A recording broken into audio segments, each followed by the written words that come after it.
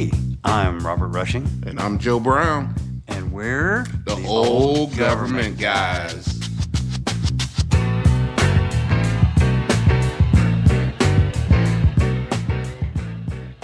Old Government Guys is a podcast where we seek to highlight ordinary feds who do extraordinary things and shed light on and recognize your friends, family, and neighbors who comprise the government workforce. Often their work goes unnoticed, and we want to put a face on your fellow feds and share with you their stories and accomplishments in a fun and respectful way. Hey, Old Government Guy Robert here, and unfortunately I've got a sore throat, so bear with me. I just wanted to take a moment before we kick off episode 2 to thank everyone for their positive comments and constructive feedback on ways we can improve the podcast. We're going to incorporate those changes over the next few episodes, so keep the feedback coming.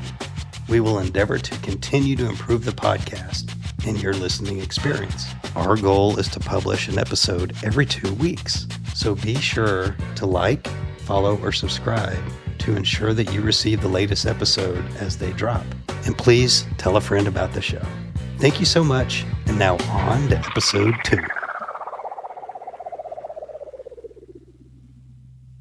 Hey, Old Government Guy Robert here. Welcome to episode 2, where I will be chatting with Mr. Gary Jackson, a former Air Force linesman and high-voltage electrician, who will share details of his career. And later, we will hear from Ms. Teresa Elhabr, who will share a funny story about her time with the Air Force Civil Engineer Center. Or like me talking right now. I'll go back and edit things and make everybody look good. Oh, as it should be.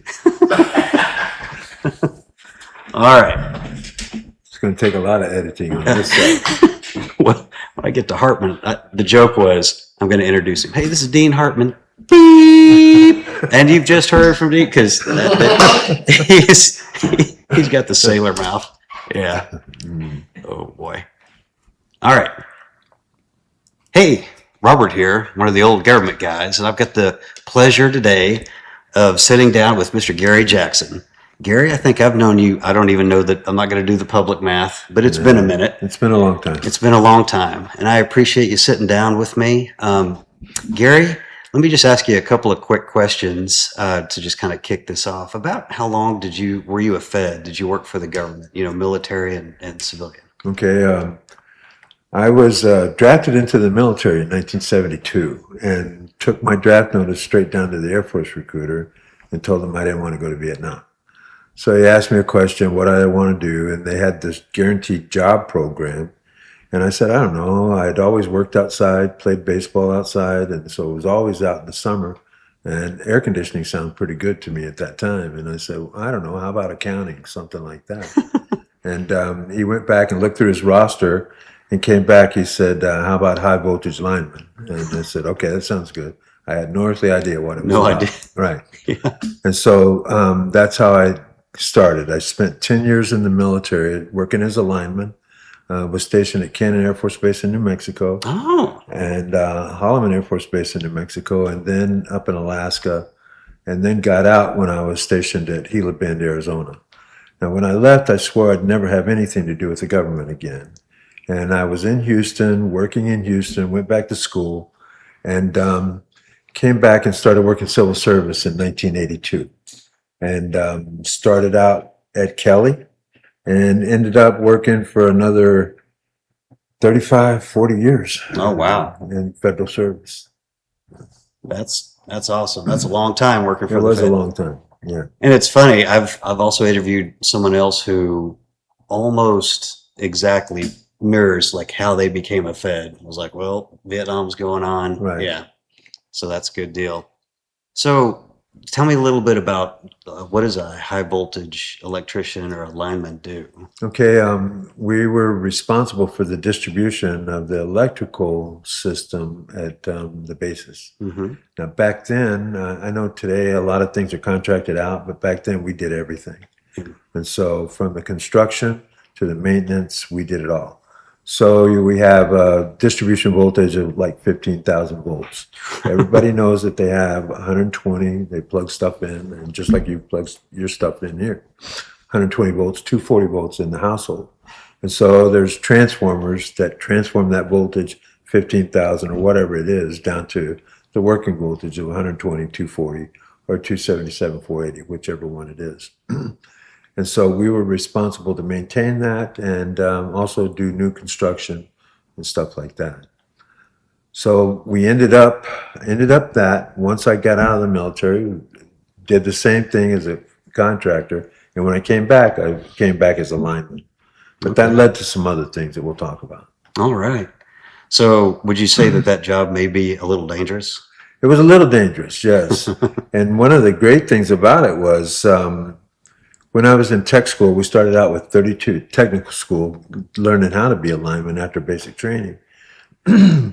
We started out with 33 people in the class, and there was 6 of us that graduated. Yeah. So it was a very physical job. And so from that, we went into the electrical side, which, you're working with 15,000 volts or more or less. But the overhead conductors are bare, so there's no insulation or anything like that. I didn't know that until I got up there. And I, oh, okay. So, but there's certain practices and safety practices that you utilize. And one of the main things that they stressed while I was in technical school and throughout the career is safety and learning how to work at being safe, and also pole top rescue, stuff like that. So anybody gets injured, then you get them off the pole as fast as you can. Right. I had an instance when I was up in Alaska where a guy was electrocuted, and that was the first time I'd ever seen anything like that. Oh my goodness. And so he really just made a stupid mistake, and it just take that long, and he was gone. He was gone. Yeah. Well, and I bring that up because this comes back to we spoke before we turned the cameras on that there's a lot that federal employees do that people don't know about, and military and civilian alike, and even outside of DOD, just across the spectrum. And when you think of the military, and I think everyone respects the military, we think about their mission is to go and fight and win our nation's wars. But to do that, there's a whole cast of support folks that enable the military to go out and do what they need to do. Because our installations are a lot like cities. And when you think of everything that happens in a city, we need folks to maintain the electrical distribution systems to provide power, so that aircraft maintainers can maintain the aircraft, so we can do what we need to do on the Air Force side to launch and recover air power. So I think that's important to point out those types of jobs. And I'm really, because support guy myself, right? Like, we need to pull that curtain back and let folks know kind of what's going on. Oh, correct. I agree completely. One of the commanders that I had when I was in the military, his name was Colonel Hughes, David Hughes, and he came from combat control, which is a total different thing, first in and first out. But he had an engineering degree, and so the Air Force put him in as our squadron commander while I was at Holloman. And he had a sign whenever you came into his office that said, "The mission of the Air Force is to fight, and don't forget it." And so we trained on developing those abilities to go and build a city. That's right. So from bare base, and also rapid runway repair, triple R. So we're out there with steel matting a lot. That's right. But yeah, you're right. The whole purpose was to establish an operation where the Air Force could fly jets, could do whatever they needed to do in order to maintain the fight. That's right. And you bring up a point that hasn't been brought up in any of my interviews just yet, is all the capabilities that we provide, like stateside, to support our bases. We have to be able to deploy that. Right. So in recent memory, you'll think of like Iraq, Afghanistan, and some of those locations. We didn't have bases to operate from. So you've got to send in kind of the support side first, stand those bases up, and then you can start bringing the birds in. Correct. That's right. Correct. We had to have a security perimeter. That's right. And everything had to be ready for that to take place in order to continue the mission. So it was rewarding. Yes. And I really enjoyed it a great deal. So tell me more about your career, other types of jobs that you've had, and maybe some of the locations where you've been, even if it's just like a TDY. Right. Well, after I came back to the federal government, I was in the line shop for another year, some things happened that I was going to go back to Houston. They were doing some work there, and they called me and offered me a lot of money. But anyway, at that time, the electrical superintendent that we had gone over to this organization that I had no earthly idea what it was about. And he called me and said, hey, why don't you come over and talk to me first? So I go to talk to him. His name is Dave Christensen. Known him forever. And I asked him what it was about. He said, it's CMERT. Come on over to CMERT. And I said, what is that about? And he said, it stands for Civil Engineering, Maintenance, Inspection, Repair, Training. And he said, what we do is we go around to the bases and try to develop training programs and also develop construction programs where the local line shops, electric shops, and power production could get involved in it. And so I went over to talk to him, and it sounded really interesting because at that time I had experience in the electrical field with high voltage work, and then also commercial industrial work, for strip malls, refineries, all that stuff. But I'd never been associated with the power generation. Okay. And so that opened up a career that I found extremely rewarding and challenging. Ended up going to places, that was here at Kelly Air Force Base, and ended up going to places all over the world. And some of my favorite places during that time, Christine and I, my wife, Christine, whom you know, we had just gotten married, and we got married in June, and this was the following February, right around Valentine's Day. And one afternoon, Dave Christensen comes walking out of his office, and he said, we had built a portable power plant that consisted of 6 big generators in a trailer, all the switchgear, all the distribution switches, everything, to take it to and build a portable base. And he said, I need you guys to get all that stuff over to the flight line, the reserve. It's going to fly it in C5, and you guys are going to be on that plane tomorrow morning. Yeah. And I said, what's going on? He said, well, you got to get to Turkey. And I said, why? And he said, well, they have a Kurdish refugee camp over there that needs power. My immediate thought was they're not used to electricity. Why do we got to go today, But anyway, got over there.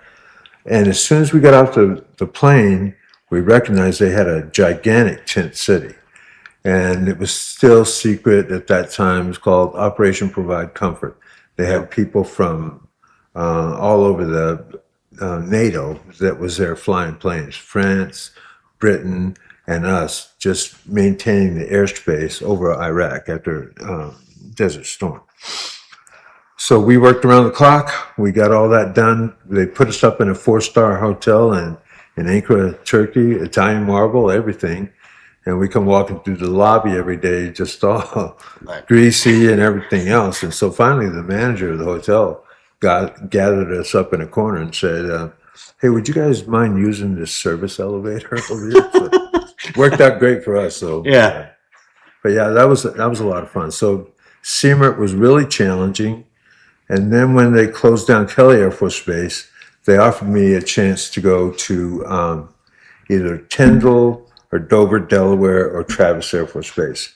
And didn't want to go to any of them at the time, but we ended up going to the Azores, and I ran power production over there, put in new systems and everything at Lodges Field, which was a Portuguese-owned base, and so it was different. Right. But it was really a great assignment. We had a lot of fun. We did a lot of work and worked hard. And like you made mention, I was very fortunate in my career because the places where I went, not only the civilian workforce was willing to work, but also the military. Yes. And so we did a lot of work and had a lot of good times. And anytime you accomplish something like that, you get a sense of well-being and everything else. And so it was really important to get all that done. We were there 2 years, went to Okinawa and ran electrical systems at Canadian Air Force Base. That's a beast. That is a beast. That is a beast. And when we got there, JFIP, the Japanese Facility Improvement Projects, they were funding some projects which didn't include infrastructure, the electric or the water or anything like that. They just build the buildings. Well, we were able to talk them into spending some money to upgrade the electrical distribution, and especially the underground distribution, because the underground distribution was lead cable everywhere, and it was blowing up. Oh my goodness. So they were willing to do that, but for the first 9 months, I worked 12, 13 hours a day. Me and my entire crew had 45 local nationals, including power production and the electrical. And we planned it all out. We did some runarounds to where we could have some temporary high voltage power going to different places. And we're able to support that project. And when they came back, JFIP, whenever they first came back, they were going to, if you're familiar with Kadena, the golf course itself is right next to the general officer quarters and all the high-ranking military officers' quarters, their houses. And they wanted to shut down every Friday for 8 hours, 9, 10 hours. And I said, this isn't going to work. And they had it planned out for like 7, 8 months. And I said, this isn't going to work at all. So we did some runarounds and was able to support that. And we didn't lose any time. I didn't have to change the mission at all. So we're really proud of that also. Yeah. Well, we spent 3 years there and came back to the States, and I was running the CMERT region out at Travis Air Force Base. And so we got there in 2000. As a matter of fact, at the Millennium, I remember it very well. I kept telling our people, Y2K. yeah, Y2K isn't going to bother us at all because all the generator controls weren't timestamp date, you know? Yes. I mean, you might have the program number with the date on it, but that was it. It had nothing else to do with the generation. I kept telling them, we're not going to lose power, we're not going to lose power. But had to sit in a command center to celebrate the year 2000. So, and watched TV. And nothing happened. And nothing happened. Right. So we right after that, we came back to the States, and I was in Travis. And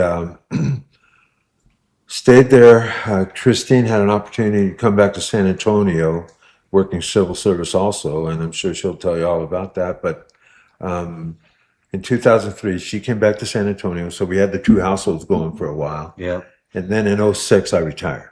Okay. And it's from civil service. Went straight to work for David Christensen at Air Force Medical Support Agency. And that made me think back to the first time I met you. And Yeah. you were working manpower with MacArthur Williams. That's right.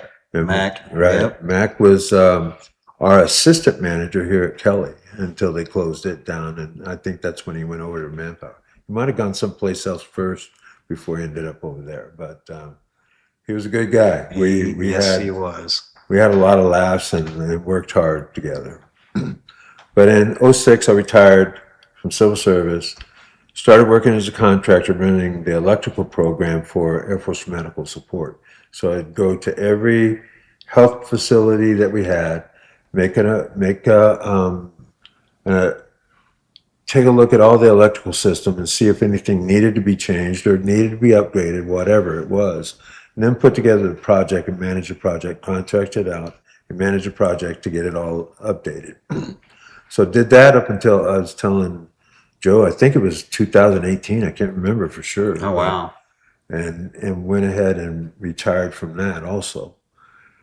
Then I got contacted. I started my own business, a consulting business, and was doing that and teaching electrical safety training, electrical maintenance for the medium voltage stuff, 15,000, 35,000 volts stuff for AVO training. And they're a large training company that trains people out in the field. And enjoyed that. I did that for 3 years until COVID hit, and they asked me if I wanted to become an employee, and I said no, I don't want to do that. Yeah. I've already done all that stuff. But so we parted ways. Then I continued doing some work in the consulting side up until I hit 70 years old. Christine kept asking me, when are you going to retire? When are you going to retire? Now, we had adopted some children prior to that, so it was really, really hard on her anytime that I took off. Yeah. And and I get a little break, but I was working real hard too. So I'm not going to say that I enjoyed it, but I did enjoy a lot of it. But was able to go all over the place. I think we counted it up once. I think either 21 countries in all 50 states. Oh, wow. So really, really fortunate. Yeah, something you brought up, and it's come up a couple of times in other interviews, is we make sacrifices. So, I think there's this image of people sitting around just typing on keyboards or whatever, but, there's a lot of travel involved, and travel sounds cool at first, but when you're on your 34th trip, and you're leaving the family behind, it can get to be a stressor. And yeah, it can be hectic. Yeah, you're correct. It was really hard. Yeah. It kind of sounds like you suck at retiring. Yes, I do. It's like, I got to stay busy and find something. Yes. Yeah. After I finally retired, about 5 months after that, I was contacted by a guy that I'd worked with, and he offered me, there was 12 buildings up at McGuire Air Force Base that had gotten, excuse me, that had gotten left off an A76 study. So I'll let you explain A76 study. But there was 12 buildings, and so he had gotten the contract to do a maintenance upgrade and a maintenance program for those 12 buildings, and asked me if I would take it over for him. And said, yeah, probably only take you about 3 or 4 months, Gary, and then you just keep it going for a little while. And he offered me some crazy money. And I told him, well, his name is Matt. And I said, Matt, I'm not sure. You guys know why I retired. Let me talk to Christine. Yeah. And as soon as I mentioned the words, Robert, face fell out, everything. And, okay, it's not going to happen. You felt the little red dot. Exactly. Exactly. I'm just, don't shoot the messenger. What do you need a shovel for? Yeah. So, Gary, looking back over your career, is there an assignment that stands out for you, or a location? That you're Well, I tell you, the 2 years that we spent at Lodges, and then the 3 years in Okinawa, I think that those were the most, not only enjoyable, we worked hard, but then we were able to do things, especially with the local populace. Yes. In the Azores, they have this, they call them festas. So it's a festival, and you have a patron saint of the island. Yeah. Now, every little village has its own church. So the patron saint would come on the island, and it would start at one church, and then throughout the summer, every week it'd go to a different one. Now, I had 33 guys that worked for me, 33 locals, and so they seemed like they all lived in different villages. So we were invited to all those villages, and it was, come to my village, it's the best, one of those. And we would go, you sit down, Robert, at 3:30 in the afternoon, and you start eating. Yeah. And then after 18 courses of food, about 6:30 in the evening, they have a parade, and they take hydrangea petals and make these elaborate designs in front of their houses. Oh, wow. And then they have a judging come by, and they choose the best one. But that was an amazing time. And then from there, we went to Okinawa and had the same kind of similar experience that we had in the Azores. The local nationals were so good to us, so good to us. And we really have some friendships that last to this day. And, that's been, we were talking about it the other day. Lodges was over 30 years ago almost, Wow. So I those two places really come out. Yeah. Now, places that we love going, Aviano. Yeah. Oh, yeah. Did a lot of work there. I got to tell you this one story. And then, when I was working for Air Force Medical Support, they had built a new hospital in Aviano and were interconnecting it to the old hospital. Now, on the electrical side, they were utilizing the same grounding system, and it didn't work out very well at all. And so they had a standby generator for the emergency room and all that. All that has to come online and be supplying power within 10 seconds. And they could never get it right.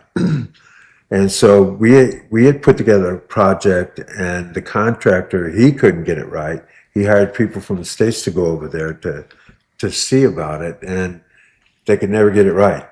We're in a staff meeting here in San Antonio and talking about it, and Dave Christensen looks at me and he says, why is that not working, Gary? I said, I have no idea, David. I haven't been there yet.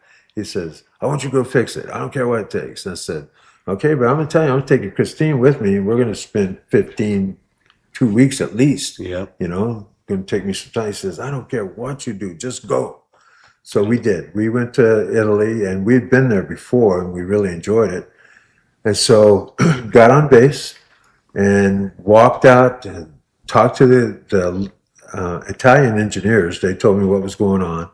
So I went over to take a look at it, and as soon as I walked in, I saw that it was a Stanford alternator, which is the same alternator that we have in the States called a marathon alternator. And the only difference is the Stanford is made in Great Britain and Marathon's made in the States.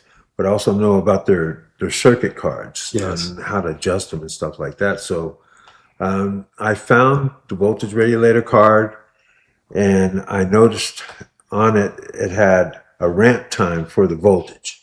And this was factory sealed for some reason. I don't know why.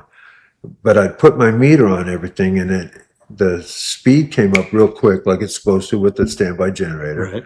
But the voltage, it took forever to come up. So I looked at that factory seal, and it still had the potentiometer in it. So I went ahead and tweaked it, see what happened. And Italian engineers were standing over my shoulder going, I don't think this is going to work. I don't think this, you know. I said, well, let's just see what happens. And so put it all back together, started it up, and it came online within 3 seconds. Yeah. And so then I couldn't do anything wrong as far as Yes. you guys are concerned. Yes. It was great. They told us about all these really cool places. Is there a particular project or something specific that when you look back on, you're like, yeah, that was important. Oh, That man, was- we've had so many, but one that I want to talk about, this is when we first got married. Over at Randolph at Air Force Personnel Center, we were redoing and upgrading the standby power plant for AFPC. And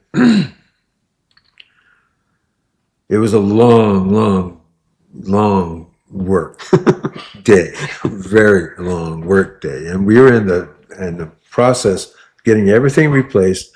Was in the end part of it. There's 3 generators there, so I'm getting them all to parallel and everything, working in the switchgear, and not quite getting it right, but still working on it. Yeah. So I don't know. We've been there. I don't know, maybe about 11, 10 hours, something like that. And I'm in the switchgear. All of a sudden, somebody taps me on the shoulder. Craig Mason, who retired as a chief. He goes, Gary, did your wife drive a blue car? And I said, yeah. He goes, I think she just ran into somebody out here. I said, what? This is on a Saturday or Sunday. I can't remember. But, Randolph is closed down. And so I go out there, and sure enough, Christine's in her car, and she had decided to bake us cookies and was bringing them to the job site. And she passed it, put it in reverse, backing up, didn't notice there's somebody right behind her, and ran right into him. So that was how the crew met Christine. Oh my gosh. We've had a lot of those. We could do like 5 episodes of Oh my Christine's gosh. driving. I know. Yeah, I'm not going to touch any more. I know. You want to continue to breathe. Yeah. Yes. But that was one of them. And then I think also to provide comfort. Yeah. You know, we kept the mission going there because it was dead in the water. Yeah. And whenever we got there, I forget which prime beef crew it was. And prime beef is an acronym pretty much for anybody that's stationed stateside. Every base has a prime beef team. Yep. And so when you go TDY to put up those portable cities, you have a prime beef team that comes and helps and also stays there to maintain it. And this prime beef team, I forget where they were from. I think they're from Barksdale. Yeah. Anyway, we got there. It's dark. There's nothing running. And they had a couple of generators that had just quit running, and they weren't doing anything. And so we worked around the clock to get our plant that we brought up online and trained them in it, and stayed there for 2 weeks to make sure it was all running. Yeah. Yeah. Heck yeah. And that was something that was important to me also. Absolutely. Then the upgrades that we did, the upgrade that I did at Lodges, prior to going there, they had put in some new generators, and not so much the Portuguese, but the American guys that were there really didn't understand the controls. Yeah. And so they were black all the time. They were losing power left and right. And when I got over there, saw what was going on, I put in some new Woodward controls and was able to get that where we had a 98% run rate. Uptime, yeah. So that was an important one. And then the upgrade at Cadena. That was so much work, and like you said, it was all behind the scenes pretty much. Yep. And the populace never noticed anything. Yeah, they expect the lights to come on when they flip the switch, and yeah, there's a lot that goes on. There's a whole lot that goes on with it. And so that was really. I still look at those, and I'm proud of that for sure. Is there someone in your career that when you look back at, you're like, that person really helped me or steered me in a direction? I've got a lot of them. Yeah. One, definitely Dave Christensen. Whenever I was in Houston and I had applied with the government, he interviewed me over the phone. Yeah. And at the end of it, he goes, well, I don't know why I'm doing this, but I'm going to put you in this position as a WG8, right? Yeah. I said, I don't care. That's fine. I was there 2 weeks and got promoted because we had an outage at Kelly, and they're standing there trying to figure out how they're going to fix this because they can't get the truck in there. And I said, well, let me get my climbers on. I'll fix it. They go, you can do that? And I said, well, yeah. We're linemen, aren't we? We think I'm into it, yeah. So I did. And I just told the guy that was on the ground, here's what I want you to send me up whenever I tell you. And within 15, 20 minutes, got the power back up. You know? Yeah. So I got all the pats on the back, and Dave says, I want to get you a WD-10. And then I was there another 2 weeks, and he promoted me again. So yeah, good deal. He was one of them. At that time, whenever I came back in civil service, Ernie Robbins was the colonel at AFCISA, which was our headquarters, Air Force Civil Engineering Support Agency at Tyndall. Now, he ended up becoming a general and CE general for the Air Force, but he really helped me out a lot, pointed me in the right direction a couple of times as far as knowing which way to go. MacArthur Williams was another one. And when I was in active duty, this guy, he was a tech sergeant. And, you know, back then in the 70s, especially the early 70s, a chief was God. And this guy, he was a tech sergeant. His name was Pat Stafford. And he knew this chief, Chief McCoy, that ended up helping me out a lot, too. That's good to hear. Yeah. And I played ball. The 10 years I was in the military. So I had a foreman that he did not like me at all because I played not only softball, gone all the time, but I played basketball also. And so after the first year, you had to have this permissive TDY, which is basically allowing you to go do these things. And so when I brought the permissive TDY letter into him, he didn't want to sign it. Didn't want to sign it at all. And we had another chief that was a coach of the softball team. And he was stationed I was stationed at Cannon. He was stationed at Myrtle Beach. Calls me up and he says, hey, Gary, I don't have your permissive TDY. And I said, yeah, foreman won't sign it. He said, really? What's his name? And the next thing I knew, you know, he gave me the letter and said, Colonel Johnson wants you to get this to him. Colonel Johnson was the commander of the CE organization there at Holland. And so at Cannon. And so anyway, that's what happened. We played ball. But, you know, it was so rewarding. I tell people all the time, never in my wildest dreams did I ever envision any of that. Right. You know? Heck, we've talked about our youth and where we grew up some. And I grew up in El Paso, Texas, and my nickname, or my name for a long time was Hueto, which means the blonde-headed dude, you know? And so we didn't have a lot of money, but I didn't expect anything like that. To see the world. To do the things that you've done. Right. It's amazing.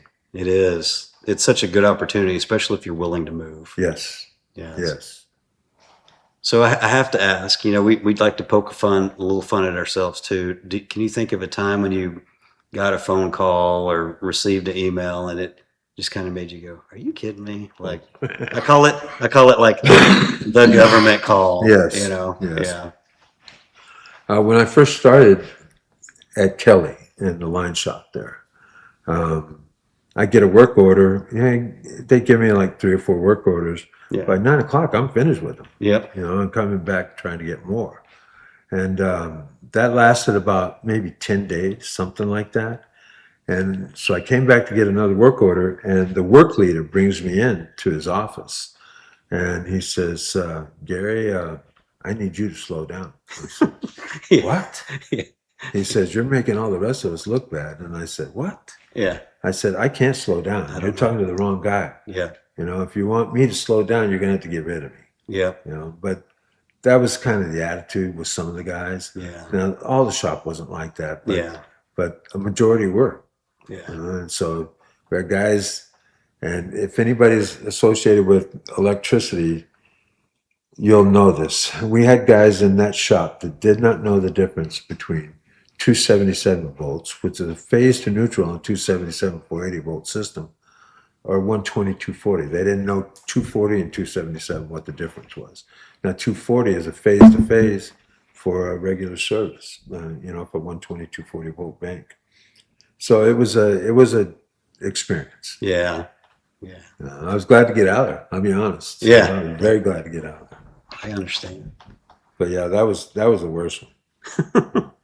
Then one time we were doing some work at Sherford Air Force Base at the training center for power production, and we had redid the controls for all these engines and put in new systems to load bank them to simulate a load on them and stuff like that.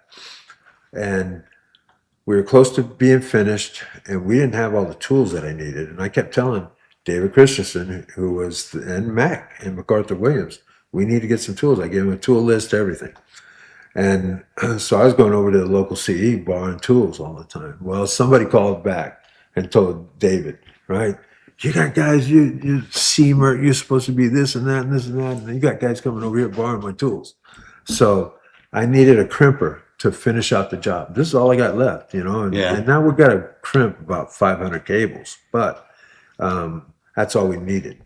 And I kept telling him, you need to get us a crimper. You need to get us a crimper. Now, by the time it came to where that's all that was left, we didn't have anything else to do. So David calls up one day and he goes, what are you doing? I said, I'm reading the paper. And he says, what? What are you doing? I said, I'm reading the paper. He says, why are you reading the paper? I said, I don't have anything else to do. He goes, then why aren't you home? I said, because we haven't finished. Yeah. And he says, why aren't you working then? I said, I need a crimper. He says, Gary, just go borrow one. I said, nope, you told me not to, and I sure as heck won't. Yes. So got him back. Got him a few times. Well, we did one other one that we did that I forgot completely about was Cheyenne Mountain. Oh, now that is a system where back then it had to parallel with utility. It had a backup system to all the generators, the exact mirror, and so I designed a new control system for all of that. Oh wow! And that was a lot of fun, and working that out that was pretty challenging. I enjoyed that too. That was kind of a neat place to go into. Yeah, that was one of my bucket list things that I never got to do. Yeah. After a while, it gets kind of strange. Now, Cheyenne Mountain, as you know, is it's a city in itself, and inside that mountain, right? And had its own water supply, all kinds of stuff, and really, really pretty neat place. But back then, it was used quite often, so we couldn't lose any power, and designed that system to where they didn't. Yeah, it was fun. Heck yeah! Well, it sounds like you enjoyed your career. Yeah, I did. That you got to touch a lot of different locations and systems that, at those locations supported a lot of important missions. And I just want to thank you for stopping by and sharing that with me today. Well, I thank you, Robert. Like I said, we've known each other a long time, and I've always enjoyed your company, everything about you and your family. So thank you. No, thank you. All right, everybody. Take care.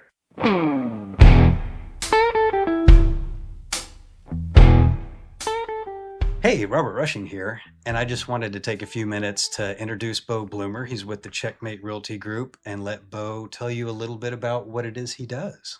So we're super excited to be able to continue to help folks. I'm retired Air Force, and you talk about your service, and one of the things that we do now is that we're able to continue our service by helping folks find homes, find a house that their family can make a home. We're here across all of DC, Virginia, and Maryland. And what's great is that individuals moving in from all the different locations, as well as people here that might be downsizing or even maybe looking for an investment, something like that. We're kind of all your real estate needs, your one-stop shop. So looking forward to help out individuals. One of the things that we often will talk about is that if individuals have not moved in the area yet, we can help you out by being your boots on the ground and walk through and do FaceTime videos or any kind of thing like that, so that you can see a home if you're interested in that. Other than that, we are also super adept at picking up folks at the airport if you're coming out for a house hunting trip. Matter of fact, I've got one tomorrow with an individual coming out from Arizona. Pick you up at the airport, drive you around. You can look at different areas. We can give you a different sense of like this little town or that little town, so that you can really find a place you fall in love with and that your family's going to have a wonderful place to make a home. All right. And as a customer, I can say this. When we moved to the NCR, it was a change of agency for me. The family was stressing, in the middle of the pandemic. And one thing we didn't have to worry about the house because we knew that you were going to take care of us. And so, Bo, I thank you for that. Thanks so much, Robert. It was an absolute pleasure working with you, and being able to help out folks is the top of our game. We love doing that. All right.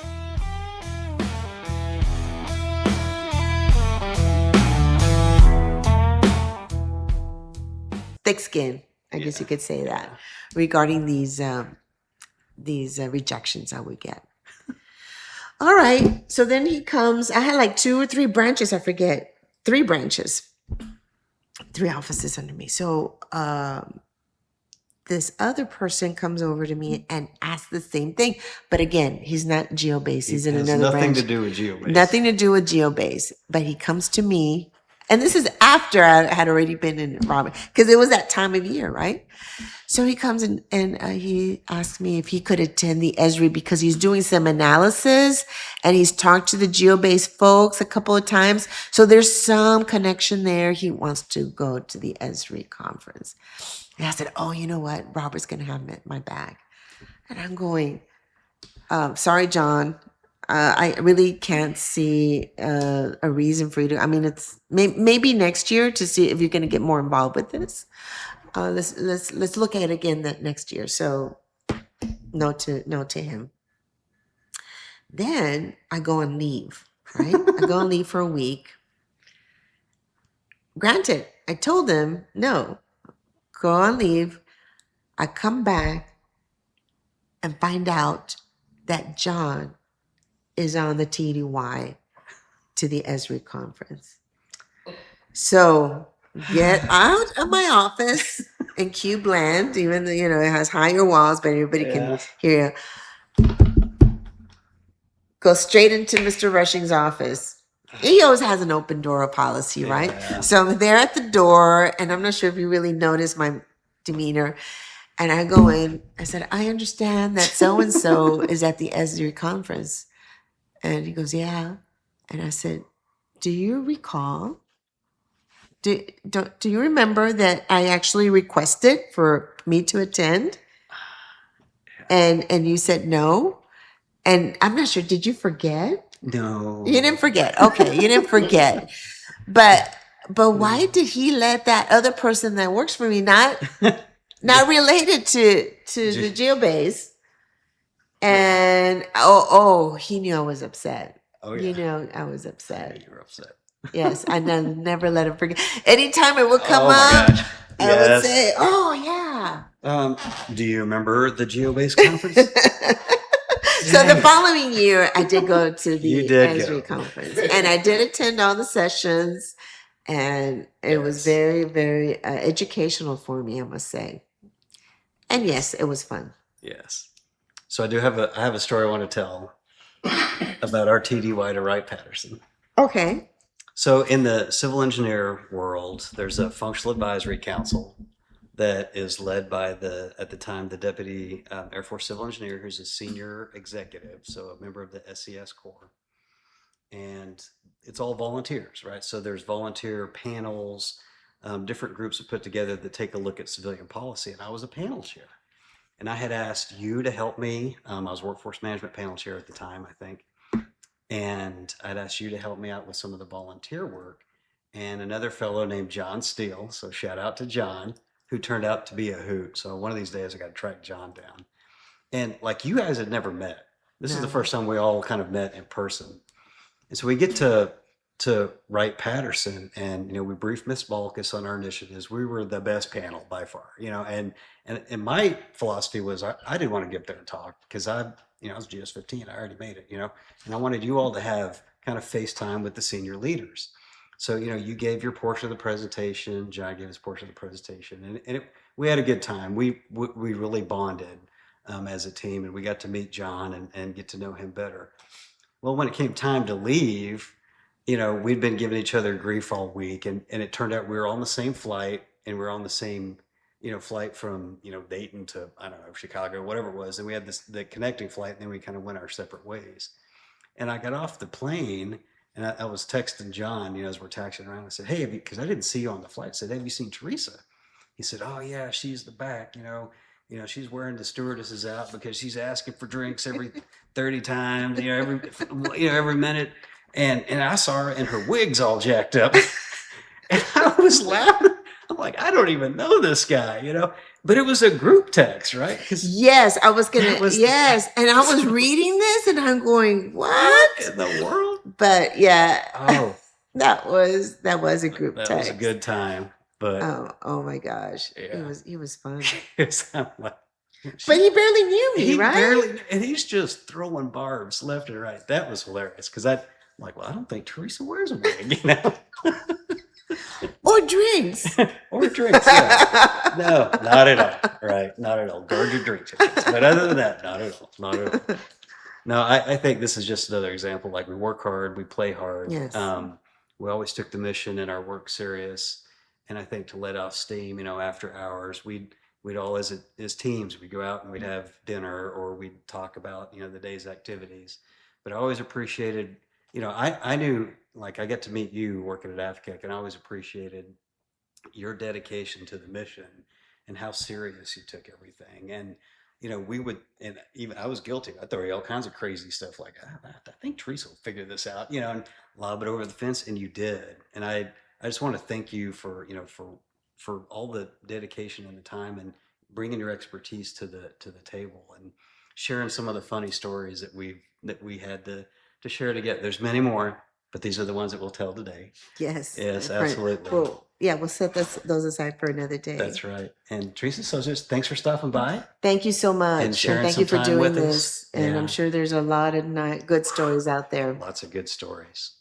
All right, everybody, take care. Bye.